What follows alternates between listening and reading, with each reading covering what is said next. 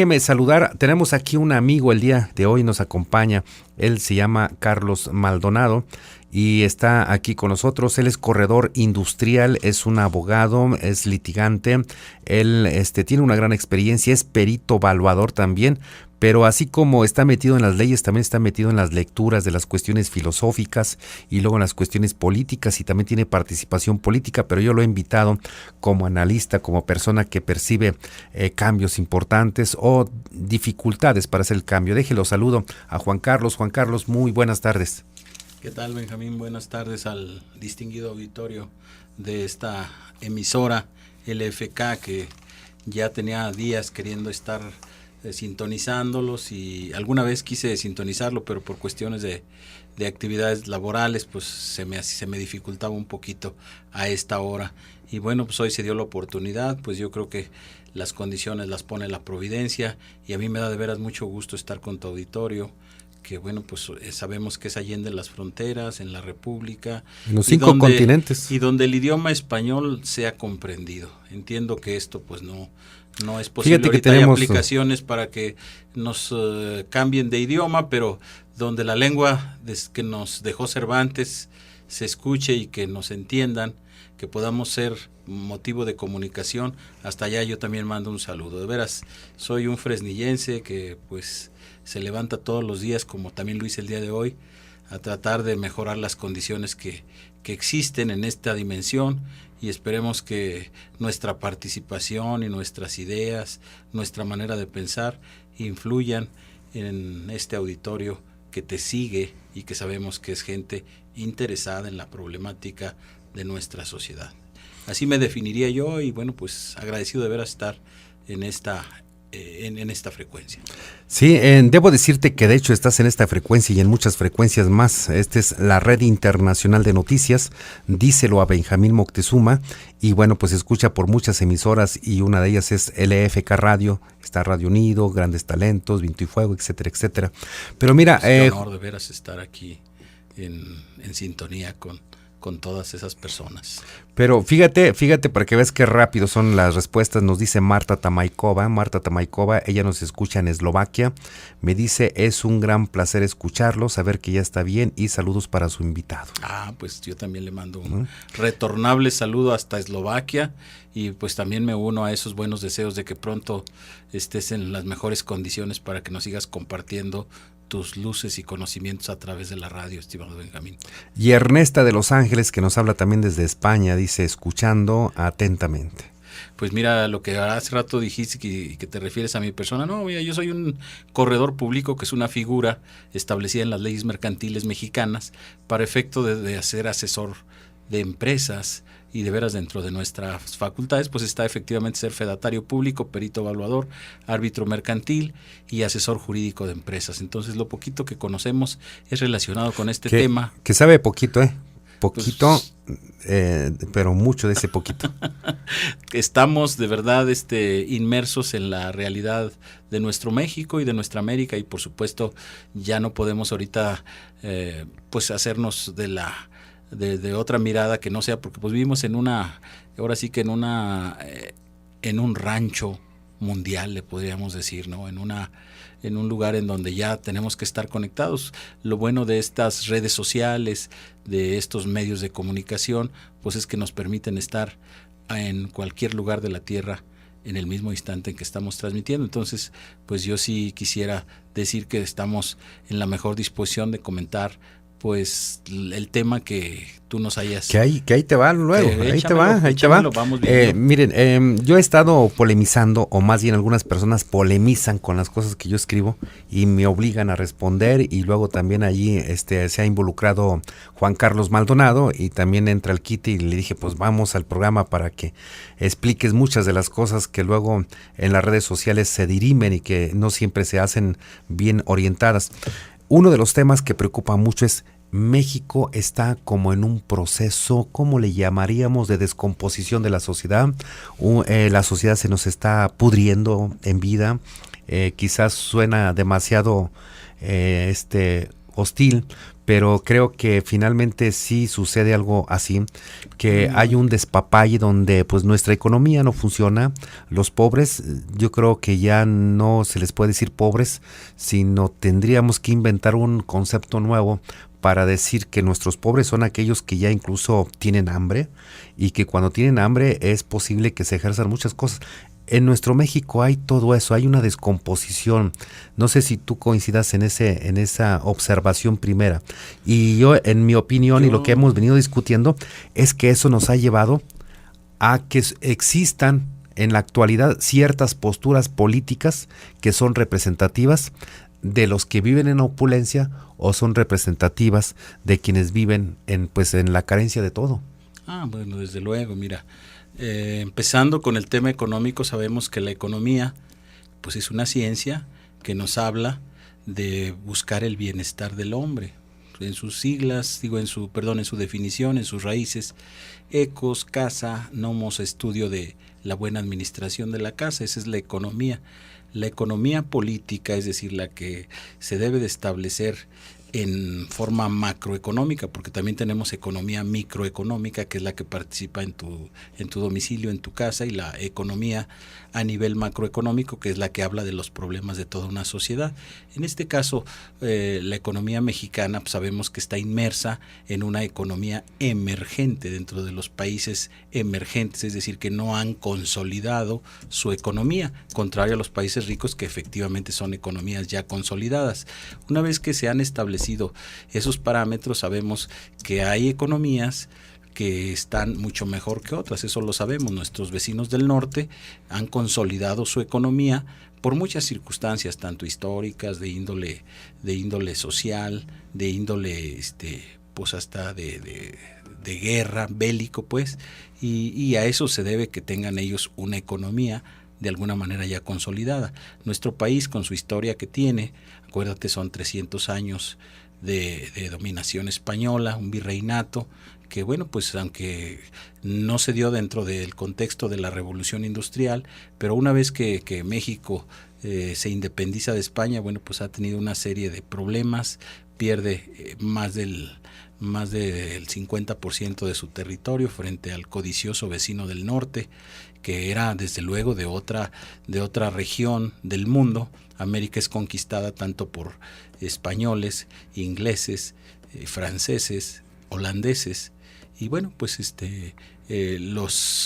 excepto los españoles que estuvieron sería de la región del río Arkansas hacia el sur, incluyendo la Florida, y bueno, pues de ahí toda América, excepto la región de Brasil, que le correspondía a Portugal por aquel famoso Tratado de Tordesillas.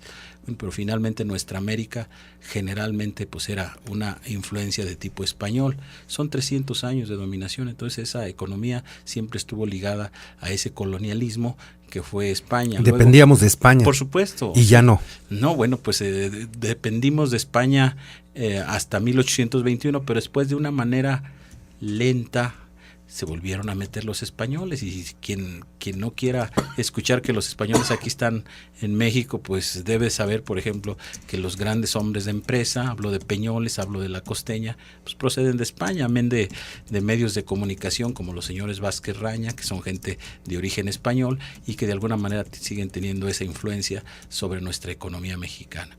Pero bueno, siguiendo con el tema, aquí el problema ha sido en México que cuando hemos sido un país independiente, pues fuimos atacados por el mismo colonialismo, tanto de Francia, con la guerra de los pasteles, con la guerra que nos hizo los Estados Unidos, una guerra injusta que empieza quitándonos el estado de Texas, o lo que es la región de Texas, y que después lo consolida con ese atraco que nos hizo en la guerra 46-48, en donde mediante el tratado Guadalupe Hidalgo nos quitan, te digo, casi 4 millones de kilómetros cuadrados. Nosotros tenemos ahorita en la actualidad 2 millones de kilómetros cuadrados, para cerrarlo en números.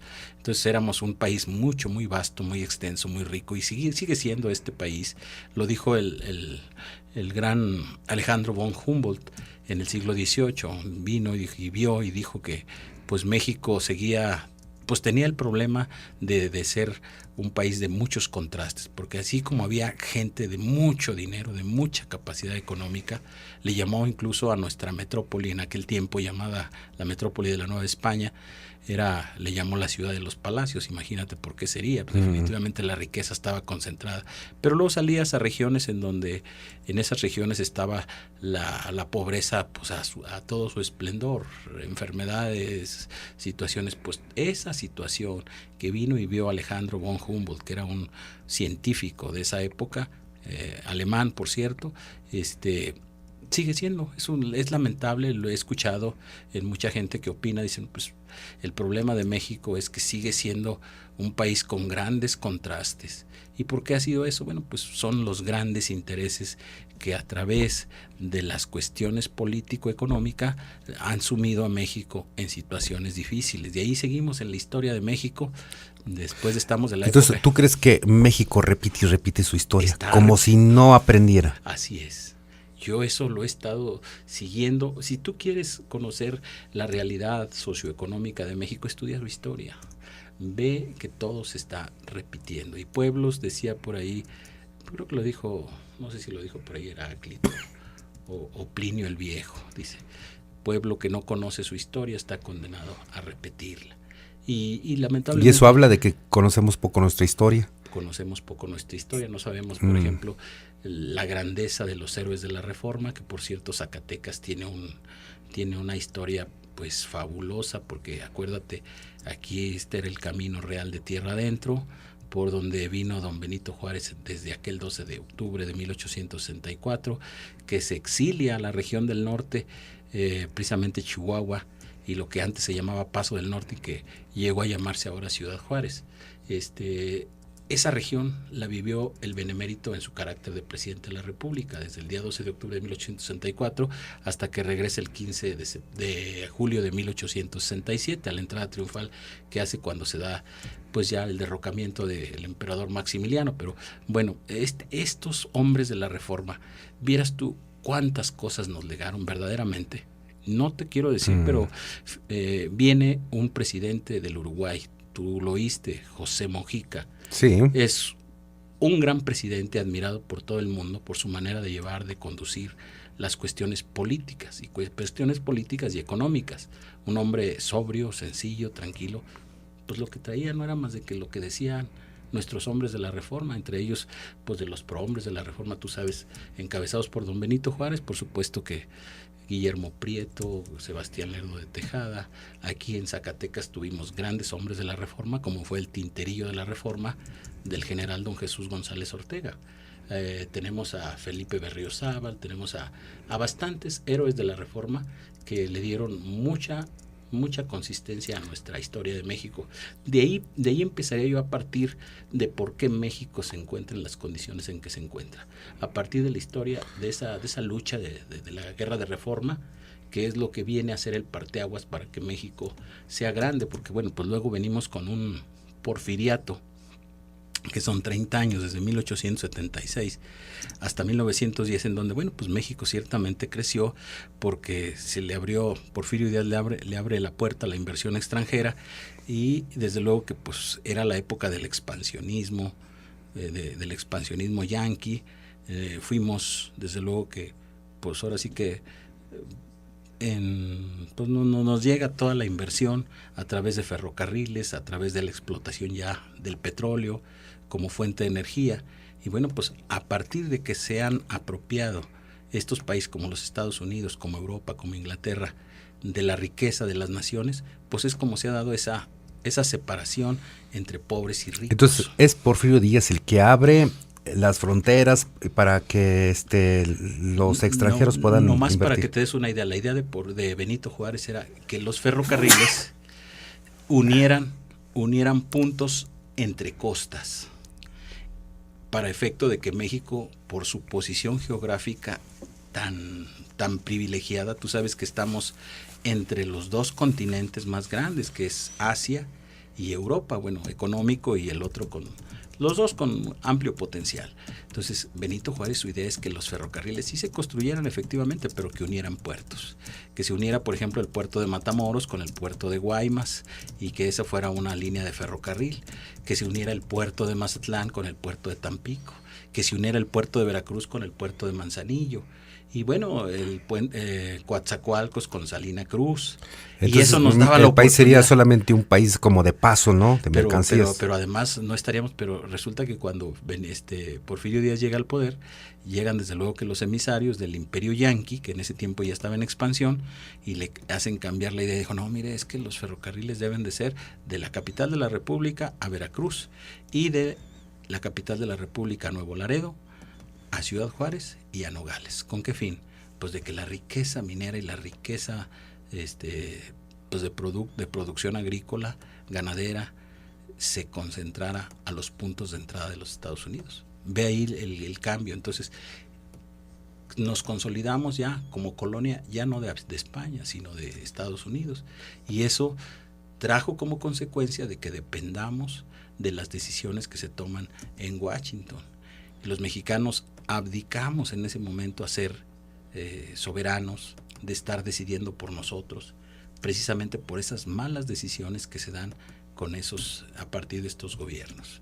Viene la Revolución Mexicana, 1910. Pero luego entonces ya la revolución viene para recomponer lo que habían hecho, eso, ¿no? Hubiera sido lo deseable, pero lamentablemente, y esa es teoría mía, los americanos no hallaban de qué manera robarse la riqueza que amasó el porfiriato. Acuérdate que eran grandes extensiones, eran haciendas en donde se producía pues de todo, ¿no? Podríamos hablar de las haciendas enequeneras de Yucatán, de las haciendas de producción de las que hubo mucho aquí en Zacatecas. Tú sabes que Zacatecas tiene una historia sobre la producción tanto animal como vegetal. Y bueno, pues todo eso estaban los ferrocarriles que ellos controlaban, y que desde aquí se llevaban toda esa producción de materia prima, nunca con la idea de que se industrializara aquí. El principal problema por el cual un país no desarrolla su economía es porque vende en su materia prima. No la procesa. Y eso es lo que siempre ha tenido México. El petróleo, nosotros, aunque se dijo que teníamos refinerías, ahorita las refinerías, para tu conocimiento, no producen absolutamente nada. La gasolina, el diésel, todo se compra de otras empresas extranjeras, incluso ya nos la venden procesada. Nosotros mandamos materia prima y nos regresan materia elaborada. Con esas condiciones, pues imagínate cómo estará la balanza de pagos. Aún con el famoso Tratado de Libre Comercio que se negocia en 1994. Esto que Juan Carlos menciona de la balanza de pagos, mire, se refiere, esta parte, luego alguien me preguntaba en días pasados que qué era eso, se refiere a que si balanceamos ventas hacia el exterior con compras al interior, nos genera un balance, claro. Y entonces no podemos como país estar comprando más de lo que vendemos, porque luego entonces nos genera déficit. Eso y ese déficit problemas en la moneda económicos, ¿verdad? Impacta en el dólar, exactamente. Entonces es uno de los factores importantes que genera que, bueno, pues tú no estás respaldando tu riqueza, o más bien no estás respaldando tu moneda con la riqueza que produces, y entonces tu moneda vale menos ya. Acuérdate que y eso nos lleva a problemas peores, ¿no? Porque de repente le debes al extranjero ciertas cantidades, y cuando se te devalúa la moneda, a la hora que haces la contabilidad, ahora como aquella moneda ya vale más, en este caso el dólar, entonces ocupas más pesos mexicanos. Y los pesos mexicanos no se trata de ponerlos en una maquinita que los produzca, sino que tiene que producirse de conformidad con el respaldo de eso que llaman las reservas. Si no tienes reservas suficientes que respaldes la cantidad de monedas que produces, te metes en problemas de muchos tipos, ¿no? Sí, porque ya no hay patrón oro y patrón plata que existieron, y que en el cual en ese tiempo México, y te lo digo, en la época del porfiriato, el dólar estaba al 2-1, pero a favor de México. ¿Por qué? Porque de alguna manera Porfirio sí cuidó precisamente ese tipo de situaciones. Los científicos que le ayudaban a Díaz en aquel programa que él estableció de poca poca política y mucha administración del porfiriato le dio mucha ventaja a nuestro país, y éramos durante un buen tiempo, ¿eh? Pero luego todo ese proceso de Porfirio Díaz, porque al principio se nota en la historia que ese periodo le genera mucha estabilidad, pero luego entonces termina cayendo en lo mismo, ¿no? Y cuando es derrocado Porfirio Díaz, justamente ya se vivía un momento de inestabilidad. Por ahí se mencionan algunos factores. Bastante. Que se dice que uno de los factores es de que pues no permitía que entraran jóvenes a la política, sino que tenía un equipo de gobierno que se había mantenido casi el mismo desde el principio, y entonces los que tenían 50 años que entraron, a lo largo de 30 años pues ya tenían 80. Ya eran puros ancianos, y esto generaba que las nuevas generaciones querían meterse a la política.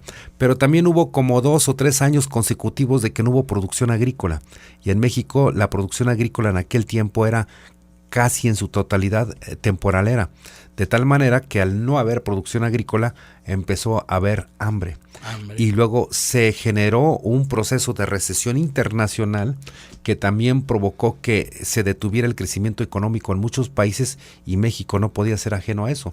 Si estaba rodeado de una serie de naciones que tenían problemas económicos, en México también repercutían, y generó mucha inconformidad, y todo eso llevó a que surgieran cosas nuevas. Hago de pronto esta remembranza porque te quiero preguntar, ¿sientes que eso es lo que está pasando actualmente en México?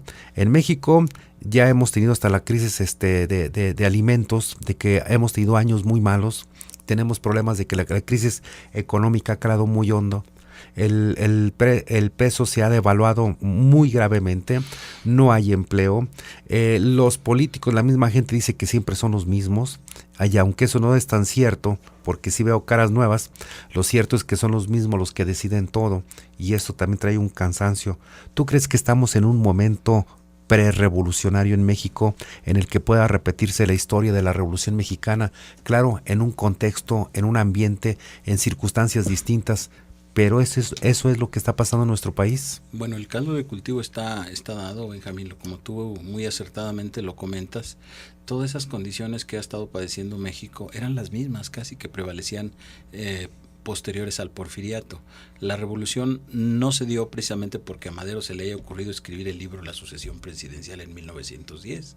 Claro que no. Hubo condiciones para que Madero entrara a hacer el movimiento que hizo, ¿verdad? Tan mal lo hizo que no previó precisamente las condiciones que se dieron en torno a su asesinato. Por cierto, el día de hoy, yo lo publico en mi página, son 103 años de la muerte del apóstol de la democracia. El apóstol de la democracia, acuérdate, muere un 22 de febrero de 1913, después de aquella famosa decena trágica en la que pues se dio un cuartelazo en donde derrocan a Madero y a Pino Suárez, se los llevan detenidos a la penitenciaría, y por ahí un 22 de febrero aparece muerto el señor Madero junto con José María Pino Suárez. Y bueno, pues esa circunstancia vino a cambiar las condiciones que había en México, porque pues se hace del gobierno Victoriano Huerta. Por cierto, Victoriano Huerta, originario de Colotlán, Jalisco, no sé si tengamos por ahí auditorio. ¿Victoriano Huerta? Victoriano Huerta era era un indito que se lo regalaron al presidente Juárez. No se lo regalaron, sino que más bien por ahí ¿era como esclavo? El general Donato Guerra llega un día precisamente a Colotlán, y un auxiliar del cura era precisamente ese niño indito, huicholito, don Victoriano Huerta. Bueno, Victoriano Huerta, y posteriormente se lo lleva el general para que le escribiera las cartas, pues sabía leer y escribir, y eso era pues como saber ahorita textear o manejar la computadora. El general pues se lo llevó y se lo presentó al presidente Juárez. Juárez le da educación, se lo llevan al colegio militar, y bueno, pues después aparece el general Victoriano Huerta siendo parte de la historia de México, pero de manera nefasta, porque pues sabemos que se pone de acuerdo con el embajador Henry Lanny Wilson, que es uno de los embajadores que conspiran en contra de Madero para derrotarlo por órdenes del presidente Woodrow Wilson, o Teodoro Roosevelt, perdón, y lo derrotan a Madero. Imponen desde luego a Victoriano Huerta, querían imponer a Félix Díaz, sobrino del general Díaz. Estamos hablando del año de 1903. El general Díaz, tú sabes que renuncia el 25 el 25 de mayo de 1911, se va al extranjero, se va al exilio, a París, se va en el Ipiranga, y bueno, pues finalmente se va el señor y muere en París el 2 de julio de 1915, está sepultado en el Panteón de Montparnasse. No ha prosperado mucho la intención de que regresen sus restos para acá, pero yo esto te lo comento porque finalmente fueron situaciones que se vivieron en ese México en donde inicia verdaderamente el movimiento armado. El movimiento armado precisamente estalla una vez que Victoriano Huerta se hace del poder de manera ilegal, usurpa el poder. Don Venustiano Carranza, por supuesto, promueve el Plan de Guadalupe, que es el constitucionalismo, es decir, imponer la Constitución de 1857 que se viola y que bueno, va a venir a dar como resultado una nueva Constitución que finalmente se promulga el 5 de febrero de 1917. ¿Y eso nos hace falta? Claro. Actualmente, tú como abogado, ¿sientes que nos está haciendo falta promulgar una nueva Constitución? Por supuesto que sí, por supuesto. ¿La anterior ya no nos sirve? ¿La que tenemos actualmente? Bueno, pues la Constitución no es más de que el conjunto de ideas que se han llevado en el país, lo que deseamos, lo que queremos. Acuérdate, una Constitución está formada por su parte dogmática, es decir, los principios, los primeros, hablemos 30 artículos, es la parte dogmática, es decir, los principios sobre los que se basa el país, y luego la parte orgánica, es decir, cómo vamos a conformar un Estado que es realmente el pacto social que tenemos los ciudadanos para estarnos manejando todos nosotros, y que bueno, pues esa gran norma jurídica que se llama Constitución nos sirva para que todos nos coordinemos y que nuestra conducta camine en torno a un beneficio social. A una regulación. A una regulación. Y bueno, aquí, pero allí en esa Constitución debe de estar precisamente las bases económicas, las bases políticas, para que un país salga adelante. Cualquier establecer político, las reglas del funcionamiento de la sociedad. Quien se precie de querer ser político, de ser un buen estadista, como lo han sido en México, pues grandes gentes, te hablo después de la revolución de Álvaro Obregón, te hablo del mismo Plutarco Elías Calles, desde luego que el Tata Lázaro jugó un papel fundamental. Hasta ahí lo dejaría yo. No, mira, yo creo que de los presidentes que han hecho historia por México, hablaría yo de un Adolfo Ruiz Cortines y de un Adolfo López Mateos. De ahí nos pasamos definitivamente. Pues entonces lo que nos ha tocado vivir a nosotros es la parte peor. Peor, sí. Precisamente porque llegaron gente pues una vez que Miguel Alemán llega como el primer presidente civil, se dio otra situación. Y aquí se genera una pregunta, entonces, ¿cómo cambiar México? A ver, las leyes nos van a permitir regular que el funcionamiento social, que se respeten ciertos derechos, ciertos principios, que la economía más o menos funcione de tal manera, que la sociedad se le respeten ciertas cosas. El problema es que pero necesitamos un movimiento armado, ni somos socialistas, ni somos ¿cómo lo capitalistas, hacemos? Ni nada, o le dan el giro según su manera de pensar y sus intereses que puedan tener. Aquí uno de los grandes males de los últimos gobiernos que ha tenido México es que estos han venido de ser educados ¿dónde? En el extranjero. Se van a estudiar a Harvard, a Yale. Los últimos gobernantes mexicanos. Los últimos gobernantes mexicanos son gente que se ha preparado. Y te hablo de Carlos Salinas de Gortari para acá, donde se han ido a preparar. Se han preparado para realidades diferentes a la mexicana. Exactamente. Y además, desde luego que cooptados por las ideas americanas. Mucho tiempo. Pero no para aplicar ideas de cómo han progresado allá, sino como para someter a nuestros países. Tú ves, por ejemplo, la administración del general Lázaro Cárdenas. El general Lázaro Cárdenas no tenía preparación en el extranjero. El mismo Venustiano Carranza no tenía preparación en el extranjero. Plutarco Elías Calles no era economista, era un maestro rural. Álvaro Obregón era un agricultor exitoso, eso sí, con una capacidad, con un raciocinio tremendo, pero se supieron rodear de gente que sí anduvo por donde sea. Por ejemplo, te hablo del maestro de América, de José Vasconcelos, por ejemplo. Sin la ayuda de Vasconcelos, la obra de Álvaro Obregón en materia educativa, creando la Secretaría de Educación, no hubiera sido. Pero vámonos ahora con Lázaro Cárdenas. Lázaro Cárdenas también se rodea de buenos economistas, de gente que conocía la realidad socioeconómica del país y el contexto mundial. Acuérdate que Lázaro Cárdenas le toca gobernar previo al estallamiento de la Segunda Guerra Mundial.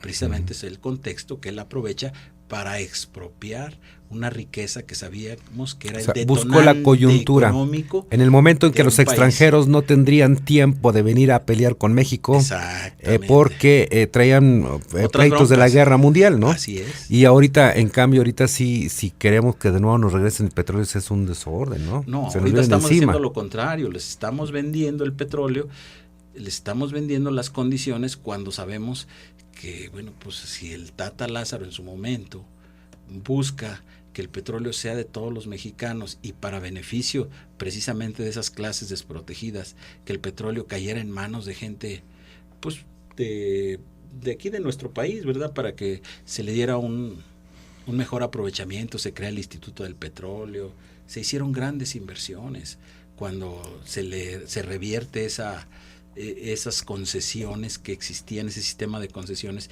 y que se nacionalice esa gran riqueza. Pero ahora vemos que por estas reformas petroleras, entre comillas, reformas, porque en realidad no son reformas, es venta, regresar otra vez a las condiciones que teníamos de ser una colonia de las grandes, del gran capitalismo. Restaurar lo que les había quitado Lázaro Cárdenas, ¿no? Regresarles a los grandes empresarios extranjeros. Y van a ser las mismas empresas con las que tuvimos conflicto. Estamos hablando de la Shell, Chevron. estamos hablando de la Texaco, de la Chevron. Todas esas empresas ya estaban aquí girando en México. Mira, algo muy interesante que nos dice Mari Sainz, que nos escucha allá en Tamaulipas. Mari Sainz, un abrazote, ella es una luchadora social, pues muy admirable. Nos dice, y entonces Pilatos preguntó a la multitud, ¿a quién sueltó? El pueblo clamaba a Barrabás, el ladrón. Tras más de 2000 años, el pueblo sigue eligiendo a los ladrones, nos dice ella. Y esto me permite enfatizar la pregunta que yo te hago. Alegoría. Sí, la pregunta que te hacía. ¿Es posible hacer este cambio por la vía pacífica, por la vía, en este caso, electoral, o es necesario tomar las armas? ¿Tú cómo ves? Yo siento que ya las condiciones que tenemos con herramientas como es las redes sociales, como son los sistemas de información, se puede hacer ya sin el uso de las armas. Desde luego que es deseable eso, porque pues a nadie nos gustaría que se derramara nuestra sangre. Y bueno, pues Marx decía que la comadrona de toda sociedad es la violencia. Yo no le apostaría ahí. Definitivamente una manera de pensar es ir haciendo una revolución cultural en donde vayamos aplicando los principios, regresando a los principios precisamente de los héroes de la Reforma, de gente positiva que hemos tenido en México, como son los hermanos Flores Magón a lo largo de la historia, como con gente que ha aportado a México buenas ideas, como el mismo José Vasconcelos, gente que vino y revolucionó mucho la cultura en México y apoyada por muchas circunstancias. Por ejemplo, esos niños de Morelia que trajo el general Cárdenas precisamente en apoyo a la República Española en su guerra con el fascista Francisco Franco, pues yo creo que eso nos vino a enriquecer como nación y pues de alguna manera ya la creación de instituciones educativas y sobre todo una pléyade de intelectuales que se dieron en nuestro país a partir de ese hecho,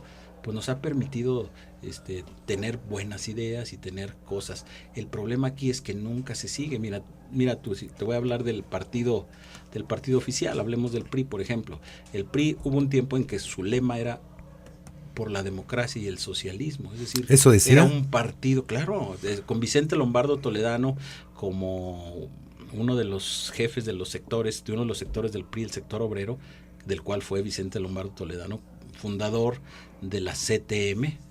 Desde luego que pues después los famosos 5 lobitos le quitan el dominio, pero la CTM se funda precisamente para ser un pilar similar al que tuvimos, por ejemplo, en Argentina con Juan Domingo Perón y la compañera Evita. Querían más o menos una situación a esa. El movimiento obrero aporta mucho a la historia de México. Y te digo, si lo manejáramos como lo planeó Vicente Lombardo Toledano, en donde te digo, ellos aspiraban a que hubiera democracia. Iban construyendo un tipo de sociedad que Así luego es. se trunca más adelante, ¿no? La democracia y el socialismo era el lema. Después democracia y justicia social ya no te decía mucho. Bueno, por ejemplo, en la CNC de ese tiempo y hasta la fecha, dice Campesinos de América Unidos.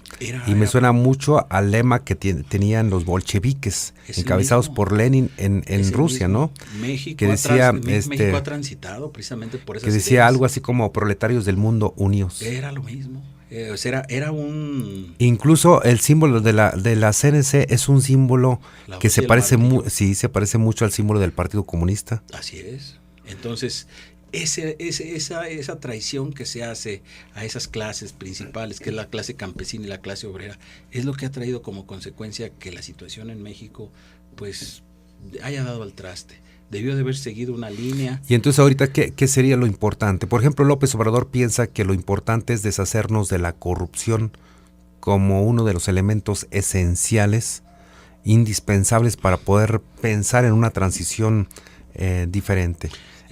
Creo te esperan en algún lugar, ¿va? Yo digo, es un cáncer social. Nos los puedes decir con confianza. Yo pienso Al cabo yo te voy a estar invitando. Voy a estar tú nos dices.